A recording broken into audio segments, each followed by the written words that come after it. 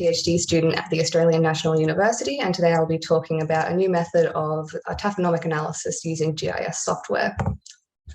So zooarchaeology is the study of animal remains, and it is important in inferring past human behaviour. Past behaviours are inferred through analyses of anthropogenic or human-made modifications. Common anthropogenic modifications, such as cut, slicing, and scraping marks, are the result of different and deliberate butchery processes. The marks left by these anthropogenic agents, as well as by abiotic factors such as weathering and other biotic agents such as plants and carnivore activity, are known as taphonomy. This experimental research explores a novel method of taphonomic analysis using GIS software.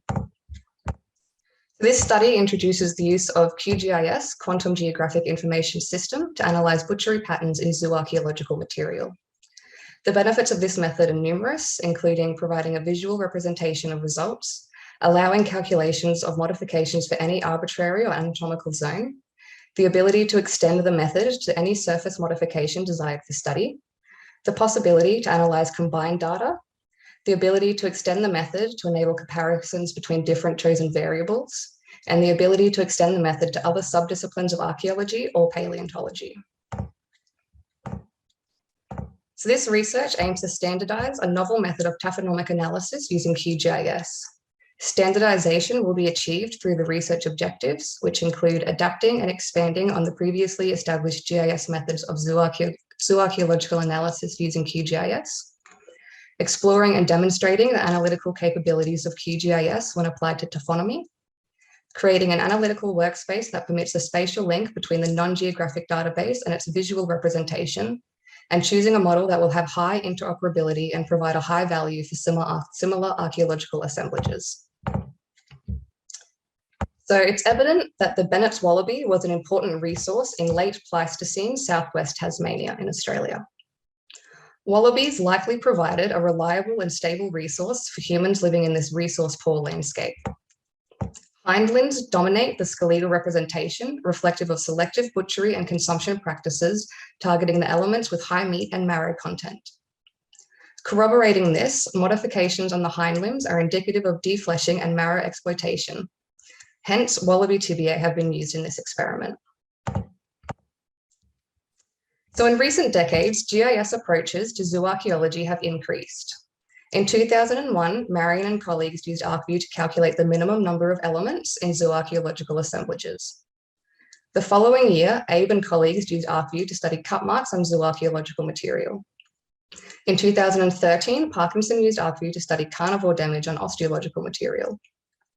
Following this, Parkinson and colleagues in 2014 and 2015 also used ArcView to determine the timing of access to carcasses by different species. Finally, in 2019, Stavrova and colleagues used ArcView to investigate fracture patterns on zooarchaeological material. This research aims to expand on these methods by providing an alternative and free software that is user-friendly. 40 Tasmanian wallaby shanks, or tibiae, were used to conduct this experiment. 20 shanks were slow-cooked and the remaining 20 were left uncooked. One retouched and one unretouched experimentally designed flint tool were used to make modifications. Several volunteers also assisted in making tooth marks on slow-cooked shanks. So 3 butchery activities were undertaken: defleshing, periosteum removal, and tooth marks. For defleshing and periosteum removal, use of the unretouched and retouched tool were evenly split amongst the cooked and uncooked shanks. 8 cooked shanks and 10 uncooked shanks were defleshed, while 6 cooked shanks and 10 uncooked shanks had the periosteum removed. The remaining 6 cooked shanks were marked with teeth. So after butchery, the bones were cleaned through maceration or bacterial action. Firstly, the remaining tissue was removed from the bone. Then the bones were immersed in an airtight container of water for 2 weeks. Periodically, the greasy water was poured out and replaced with fresh water. Once the water ran clear, the bacteria had run their course. Finally, the bones were soaked in acetone for 1 month to degrease. So before analyses of butchery can be undertaken, MNE, or the minimum number of elements, must first be calculated, as it is foundational for subsequent calculations such as MNI, or the minimum number of individuals. Due to the controlled experiment, MNE is already known, but will be required on archaeological material. M&E calculations are achieved by following the previously mentioned GIS-based methods of Marion and colleagues 2001, as well as Garcia Moreno and colleagues 2015, and Stavrover and colleagues 2019. So to set up the GIS template, first photograph a reference bone in each anatomical view and insert it as the first raster layer. Then polygons are drawn outlining each view. Separate rasters are created for each kind of modification and for different taxonomic groups. When working with fragmented archaeological assemblages, fragments will need to be drawn respective to the outlines, and fragments from the same element will be drawn in the single layer. Finally, attribute layers need to be set up for each layer that include the feature ID, specimen ID, the side, preparation method, and modification type. It's imperative to ensure that all layers are arbitrarily georeferenced with the same coordinate system. Once the templates have been created, analysis can begin. So firstly, lines are drawn representing the location of marks and the associated attribute tables are filled out. Separate line layers are created to illustrate different modifications. Then the Densify by Interval tool is used to create comparable number of nodes on each line. Use of the Extract Vertices tool then creates a point layer. A heat map analysis can then be run on these layers. To complete the analysis, the symbology of the heat map layers must be edited. Start by changing the render type to single band pseudo-color, classify the values, and change the opacity of the zero value to 100%. The resulting layer shows the spatial distribution of modifications and demonstrates the areas most targeted by modifications. After the completion of the QGIS analysis, statistical analyses can be undertaken. Statistics are calculated using PAST, which is a free license software and complements the free license of QGIS. The Mann-Whitney U and Spearman's row tests are used to look for correlations between several values and calculations of coefficients. So based on this experiment, we can assume that in archaeological sites, this method will demonstrate patterns of butchery. We can expect to see similar modifications emerge for the same anatomical elements and variations in modification patterns among different elements.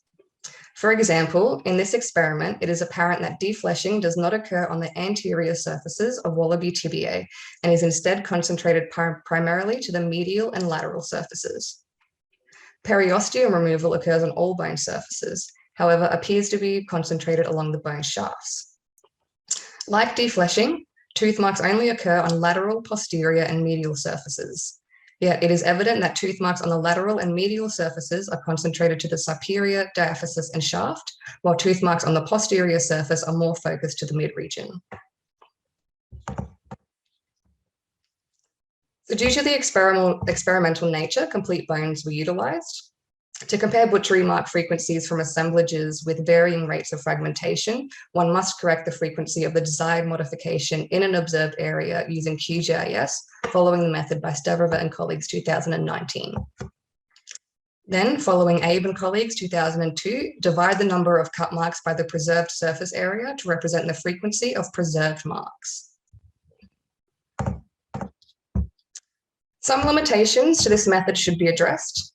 Firstly, the heat map analysis is subjective, as the analyst must input the search radius and the cell size and thus may influence the results. Additionally, the heat map analysis does not require a minimum number of points to calculate, so it can be performed on any material with limited taphonomy and thus has potential to influence the visual results. If you take, for example, the heat map analysis layers for defleshing in this experiment, the lateral and medial sides have 25 and 27 marks respectively. However, the posterior surface only has 3 cut marks. As demonstrated, this can be difficult to distinguish visually how many cut marks are on each surface. However, it can be combated by simply viewing the attribute tables. Despite these limitations, the benefits of this method are significant. So firstly, the QGIS method provides the ability to easily group or split taxa for analysis. Secondly, any variable included in the QGIS database can be queried, such as taxon, size, age, or provenance. And finally, the preference for locations of specific modifications can be easily investigated, providing insight into butchery techniques and timing of access to carcasses. Thus, this method has significant potential for analysis of butchery patterns and past human behaviour. Thank you. I'll stop sharing my screen.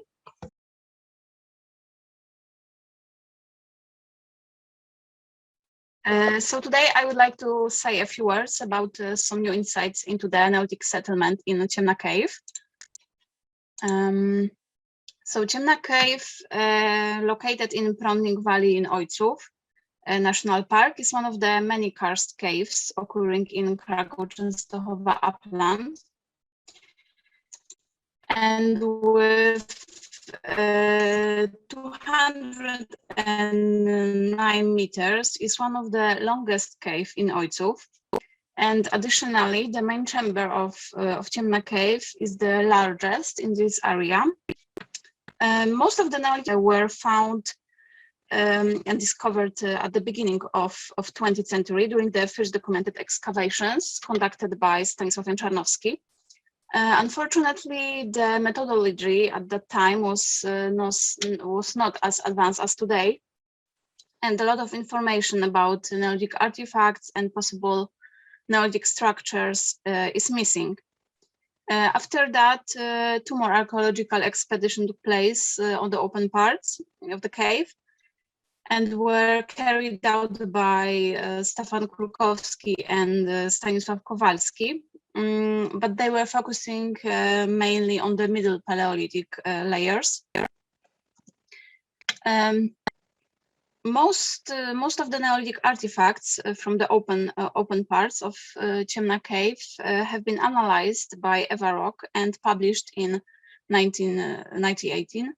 And in the summary article about the Neolithic settlement in the caves of Kraków-Częstochowa uplands, which is important, this research has shown that Ciemna Cave is the representative site for all the caves with Neolithic traces in this region.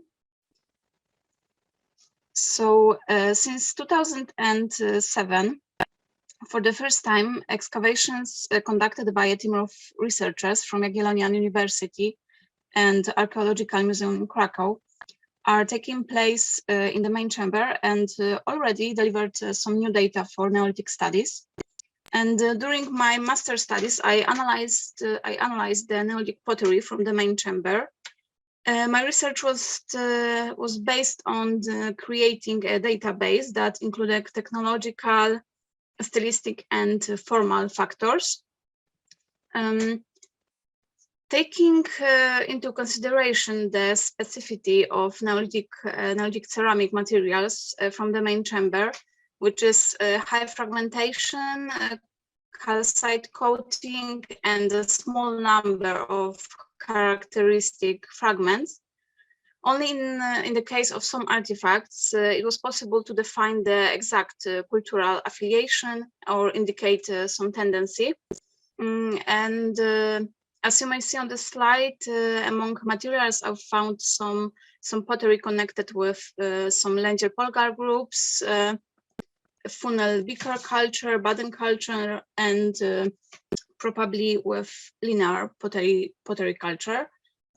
I have also analyzed a small collection of flint artifacts found in the first layer of the main chamber. And my research was based on the description of technology and typology, and it turned out that some of them have Neolithic features. On the slide, you can see the typical course for the early Neolithic cultures. So in Ciemna Cave was also found various tools, for example, some end scarpers, borer perforators, burins, retush flakes, and retush blades, and with high probability most of them is related to the Neolithic cultures. So comparing the Neolithic artifacts from Ciemna Cave, the difference in the quantity of the material from the open part and the main chamber is visible. which is not surprising considering the fact that the open part is just more suitable for most of the activities. It is worth mentioning Neolithic traces from open parts and the main chamber are connected with the same population groups.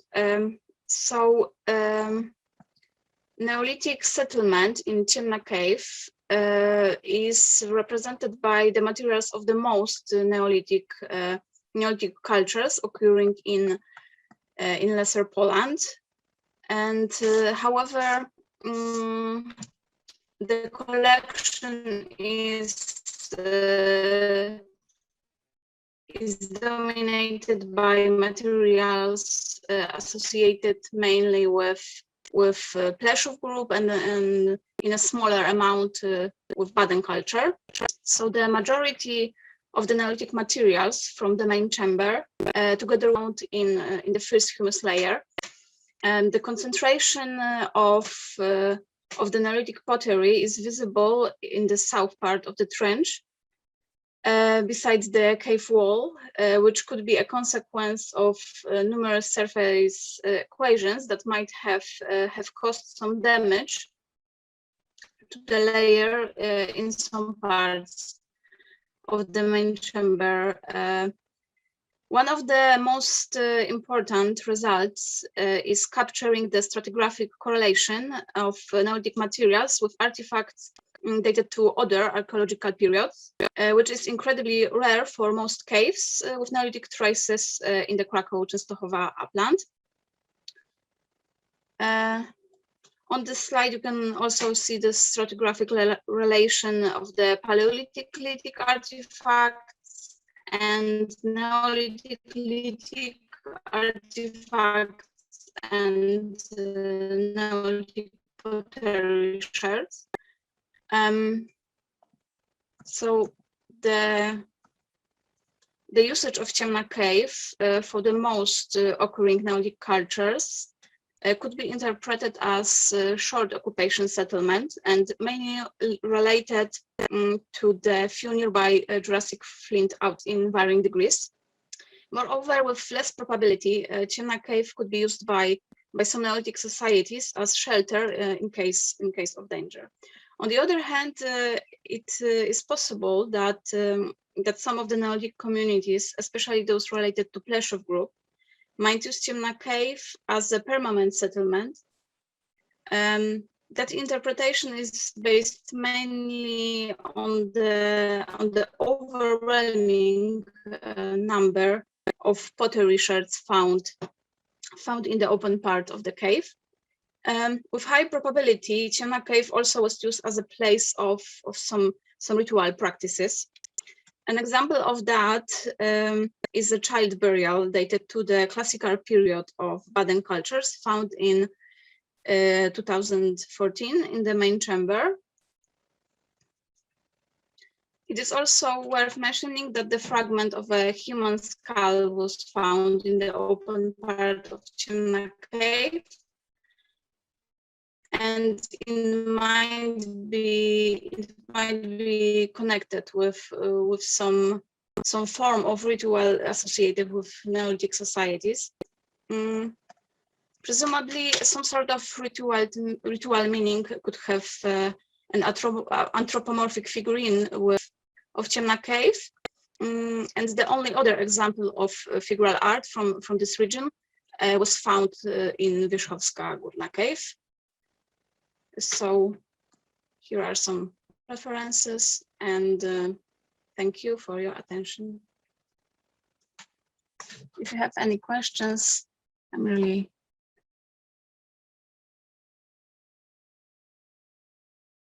for being here this morning, and thank you to the Congress Committee for inviting me today. So I will present you my master research, which that I carried out at the National History Museum of Paris under the direction of Patrick Paillet and Catherine Schwab. And so I will talk to you about insects reptiles and amphibians representation in the Upper Paleolithic portable art. So when we think about Upper Paleolithic art, we often think about cave art and sometimes about portable art, but it mainly concerns large mammals like horses or lions or aurochs. But we often forgot that other species are represented in the prehistoric art, such like smaller animals. So we also have fox, lynx, we also have birds, snakes, seals, gluttons, and we also have plants. They are not very common, but they do exist. So that's a bit the framework of my research. And when I started my study, I had to adapt a little bit the classic methodology. So the first step was to understand the absence of this representation in classical prehistoric art studies. So I identified three main reasons. The first one is that they are quite difficult to identify.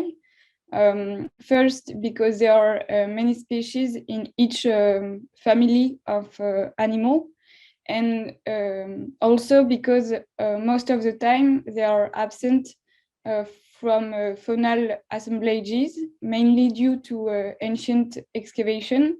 So you can't always get a precise result, and we often put them in the indeterminate category. The second reason is because they are absent from cave art. So you can't do comparison between portable art and cave art. And you're not able to do a lot of stylistic analysis. And well, the last reason is because the corpus of representation is quite small. So you have, well, a little bit less results, and you also can't do statistic analysis. And so maybe that's why specialists of prehistoric art were not very interested in this topic. So I had to find a new approach, because normally when you study art representation, you can rely on the faunal spectrum of your site. Well, for instance, if you are excavating, well, I don't know, a cave, you will have animal bones that you will give to an archaeozoologist, and he or she will tell you, well, you have horses or you have aurochs. And then if you have painting on the walls of the caves, or if you have a portable art, you will draw parallels between the representation, the artistic representation, and the faunal spectrum. But here, we don't have the faunal remains of this very small animal. So in fact, the artistic representation are the only witnesses of their presence in the prehistoric daily life. And that's the only way for us to be able to identify them. So I also had to build a corpus of representation that has never been done before, and develop a determination key to be able to identify precisely each representation. So I had to collect little pieces of information in during my historiographic and bibliographic survey, to collect as many data as I can. And then I studied the object that I was interested in, and I did photographs and portable art surveys to collect iconographic elements.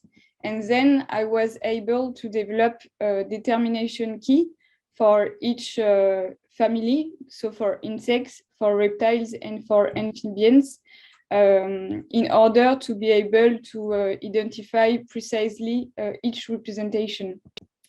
So for insects, we have 3 main families of representation. The first one is Coleoptera, including also Coccinellidae that are quite easy to identify. And we also have Orthoptera and one representation of larva. So here is a determination key of insects. And you can see that it is based on the size of the object, the shape of the object, and the absence or the presence of certain features that matches with the morphological elements of the animal. So for reptiles, we have like 2 big families. The first one is like the snake family. So you see that sometimes you have snake, but you can't identify precisely the species. But for Vipera, for example, you can do it. And for Colubridae or Anguidae, here I've got only one object for each category. So I wasn't able to develop a determination key because one object is not, one representation is not enough. So again, here you can see the determination key for snake representation based on the shape of the object, the shape of the ends of the representation, but also, for instance, the presence of little vertical lines that indicate the pigmentation of the scales. And for reptiles, we also have turtles representation. So I've got 4 turtles in my corpus. And here is the determination key. And you can see that here for turtles, sometimes you have the full representation, so with the shell of the turtle, but sometimes you have only a partial representation with only the head of the animal, or sometimes the head with a little bit of the neck. So it's a little bit more difficult to identify. And finally, for amphibians, it's mainly frogs representation that are all engraved. And I've got also one representation of salamander, which is very pretty, I think. But again, with only one object, I wasn't able to develop a determination key. So to conclude, here we see that artistic representation are the only evidence of the presence of these animals in the daily life of Paleolithic communities. And the corpus that I was able to develop consists in 51 representation, including 34 that are clearly identified. And so we can wonder if these animals were linked to maybe to alimentation, or if they had a particular symbolic meaning. But this new research allows us to open new fields of research that need to be further investigated. And it's also a great opportunity to make this object known by the scientific communities and also by the general public. Thank you for your time and your attention, and don't hesitate if you have any question.